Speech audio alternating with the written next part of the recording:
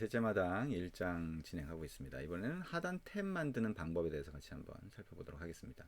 우리 탭이라고 하는 거는 잘 알고 있죠. 우리 예전에는 이제 상단 탭을 쓰기도 했고요. 상단 탭이라고 하면 위쪽에 이제 탭 버튼들이 있고 그걸 누르면 아래쪽에 내용물이 바뀌는 겁니다. 근데 지금은 하단 탭을 많이 씁니다. 하단 탭을 위한 위젯도 이제 제공이 되고요. 바텀 내비게이션 뷰라고 하는 위젯이 제공이 됩니다. 그리고 그 위젯에 표시하는 각각의 뭐 아이콘이라든가 글자라든가 이런 것들을 메뉴를 위한 XML처럼 만들어서 각각을 클릭했을 때 동작하도록 이렇게 제공을 해줍니다. 그래서 하단 탭 만드는 거는 굉장히 쉬워졌어요. 그래서 하단 탭을 구성을 하고 거기 아이콘을 보여주고 클릭했을 때 상단에 그 탭에 해당하는 내용을 보여주게 됩니다. 근데 이 상단에 보여주는 내용이 프래그먼트로 보여주게 됩니다. 그러니까 부분 화면으로 구성하는 거는 이제 프래그먼트를 상당히 많이 쓴다라고 보시면 될 것 같아요. 구글 내부에서도 굉장히 많이 사용을 하고 그다음에 프래그먼트를 권장을 하고 있기 때문이죠. 자, 하단 탭 만드는 방법에 대해서 같이 한번 해보도록 하겠습니다. 자, 새로운 프로젝트를 하나 만들어 볼게요. 기존 프로젝트 창이 열려 있으면 클로즈 프로젝트 눌러서 시작 화면으로 나가고요. 크리에이트 뉴 프로젝트 눌러서 새로운 화면 만드는 대화 상자를 띄워보도록 하겠습니다. 첫 화면에서는 넥스트 누르고요. 그 다음에 두 번째 화면에서 프로젝트의 이름을 마이 탭이라고 바꿔봅니다. 패키지 이름에서는 마이자를 빼보고요. 피니쉬를 누르면 새로운 프로젝트 창이 열리겠죠. 자, 새로운 프로젝트 창이 열리면 우리 그 build.grade를 열고요. 자, 플러그인스의 중괄호 안에다가 extensions라고 하는 플러그인 추가를 해봅니다. 추가를 하고 sync now 눌러서 수정된 사항을 반영을 해주죠. 자, 이제 화면 쪽을 한번 가봅니다. 자, 화면 쪽에 가서 자, activity main.xml 파일을 열어보면 자, 이렇게 구성이 되어 있겠죠. 자, 이 화면을 지금 컨스트레인트 레이아웃으로 되어 있는데요. 컨스트레인트 레이아웃을 그냥 써도 되고, 뭐 렐러티브 레이아웃을 써도 되고, 뭐 하단 아래쪽에다가 화면에 즉 부모 레이아웃의 아래쪽에다가 뭔가를 붙이겠다라고 하면 렐러티브 레이아웃이나 컨스트레인트 레이아웃을 보통 쓰게 됩니다. 헬로 월드라고 하는 거 선택하고 딜리트 키 누르고요. 이 컨스트레인트 레이아웃의 아래쪽으로 붙여볼 텐데 그러면 거기에는 하단 탭이 들어가야 되겠죠. 하단 탭은 여기 보면 자, 컨테이너스에 가서 보면 바텀 내비게이션 뷰라고 하는 게 있습니다. 바텀 내비게이션 뷰. 자, 바텀 내비게이션 뷰라고 하는 거를 끌어다가 자, 아래쪽에다가 한번 갖다 놓습니다. 자, 아래쪽에다가 갖다 놓는데 얘가 화면을 꽉 채워버리네요. 자, 아래쪽을 이렇게 붙여놓고요. 그 다음에 이 레이아웃 위드스하고 하이트, 즉 요 바텀 내비게이션 뷰라고 하는 거에 가로 크기와 세로 크기가 있겠죠. 가로 크기는 자, 요거를 0dp로 한번 해볼게요. 자, 0dp로 하면 이 연결선으로 꽉 채우게 되겠죠. 그 다음에 레이아웃 하이트라고 하는 거는 랩 컨텐트로 하면 내용물 크기만큼만 채우게 될 겁니다. 자, 그러면 이런 모양으로 얘가 보이는 거를 확인할 수가 있겠죠. 자, 이렇게 바텀 내비게이션 뷰를 해놓고요. 그 다음에 이 바텀 내비게이션 뷰의 상단에 자, 프레임 레이아웃을 한번 추가를 해봅니다. 레이아웃에 가서 프레임 레이아웃을 여기다가 갖다 놓는 거죠. 이 프레임 레이아웃은 자, 위쪽을 붙이고 그 다음에 오른쪽 왼쪽 다 붙이고요. 그 다음에 아래쪽은 아래쪽 연결점은 이 바텀 내비게이션 뷰에 자, 위쪽 연결점하고 연결을 합니다. 자, 그럼 붙었으면 자, 이런 모양이 되겠죠. 그래서 이렇게 만들어주고 그 다음에 레이아웃 위드스하고 하이트는 전부 다 0dp로 만들어줍니다. 그러면 연결선을 이용해서 위치를 이렇게 잡아주겠죠. 그래서 이 프레임 레이아웃이라고 하는 것과 바텀 내비게이션 뷰라고 하는 게 이렇게 추가가 됐습니다. 프레임 레이아웃의 아이디는 컨테이너라고 한번 줘볼게요. 자, 이렇게 아이디를 줘봅니다. 그러면 이런 이제 화면 구조가 만들어졌고요. 이제 하단 그 탭에는 자, 하단 탭 여기 바텀 내비게이션 뷰라고 하는 데는 메뉴를 설정할 수가 있어요. 그래서 메뉴라고 하면 우리가 보통은 자, 상단 타이틀에 옵션 메뉴라고 해서 메뉴 정보가 보여지거든요. 자, 그것처럼 보여주도록 할 겁니다. 왼쪽 프로젝트 영역을 열고요. RES 밑에 자, 레이아웃 이렇게 있고요.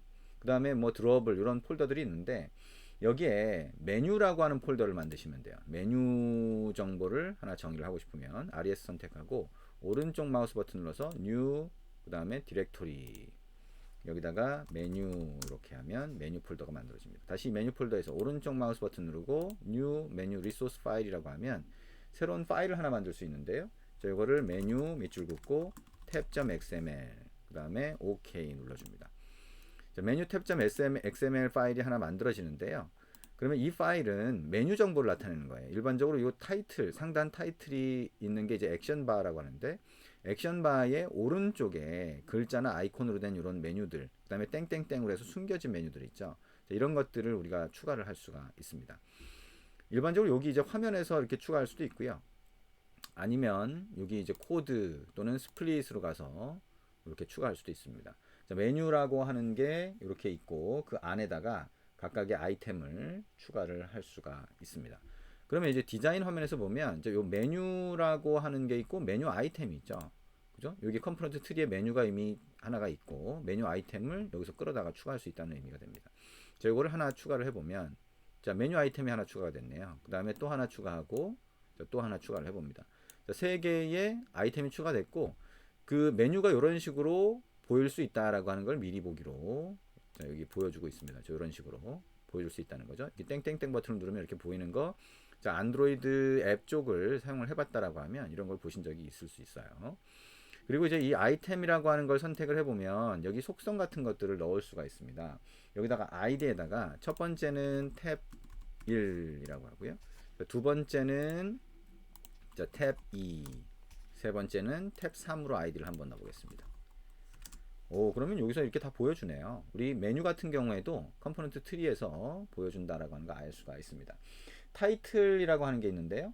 여기다가 이제 타이틀 글자를 한번 넣어볼게요. 여기다가 동영상 책에 있는 대로 한번 해볼게요. 탭 두 번째는 여기 글자를 사진이라고 돼 있나요? 그 다음에 세 번째는 알림이라고 하는 글자를 넣어보자. 그러면 타이틀 속성에다 넣으니까 이렇게 표시되는 글자가 변경된 거를 확인할 수가 있죠. 이렇게 변경이 됐습니다. 그죠? 변경이 됐고요. 자, 그 다음에 우리 아이콘 설정하는 거 한번 해볼게요. 이 아이콘 설정을 가보면 이제 우리 이 안드로이드에서 API에 기본적으로 제공하는 그런 아이콘들이 이렇게 보여요. 그래서 이 아이콘들 중에서 IC로 시작하는 게 이게 아이콘의 줄임말이거든요.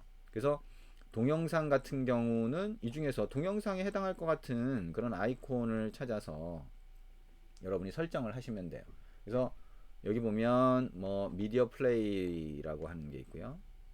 자, IC 그 다음에 미디어 플레이라고 하는 거죠. 위쪽으로 올라가야 되나요? 자, 미디어 플레이라고 하는 거. 이게 동영상이다. 예를 들면 그러면 요거를 선택을 해서 이제 설정을 할 수가 있겠죠. 이렇게 하고 OK 누르면 자, 아이콘이 요걸로 이제 설정이 되는 겁니다. 자, 근데 세 번째 저 탭에다가 설정을 했네요. 자, 요거를 자, 여기다가 이렇게 설정을 할 수가 있고요. 그 다음에 두 번째 탭 사진 같은 경우에는 아이콘을 우리 보면 자, 미디어 갤러리라고 하는 거로 했네요. 그죠? 자, IC로 시작하는 거 중에 자, 미디어 그 다음에 여기 보면 미디어 갤러리 또는 메뉴 갤러리네요. 메뉴 갤러리라고 하는 거 선택을 하고 그 다음에 여기서 OK 버튼 눌러주시면 되고요. 그 다음에 알림이라고 하는 거는 이제 팝업 리마인더라고 하는 걸로 설정을 했네요. 그죠? 여기 가서 보면 IC로 시작하는 것 중에 IC 그 다음에 팝업이라고 하는 거 찾아볼까요? 팝업 리마인더. 자, 이렇게 해서 선택을 했습니다. 선택을 하고 OK 버튼 눌러주시면 되겠죠. 자, 이렇게 아이콘까지 설정을 했고요. 그 다음에 show as action이라고 하는 정보가 있어요. 여기 보면 이 show as action을 어떻게 설정하느냐에 따라서 이게 아이콘으로 계속 보여질 건지 아니면 숨겨졌다가 보여질 건지 이런 것들을 설정을 할 수가 있습니다. 그래서 여기 보면 if room이라고 하는 걸로 설정을 해놨죠. 이렇게 if room이라고 하면 이렇게 공간이 있을 때만 보여지는 그런 속성이라고 할 수가 있습니다. 자, 나머지도 전부 다 if room으로 이렇게 설정을 해보도록 하겠습니다.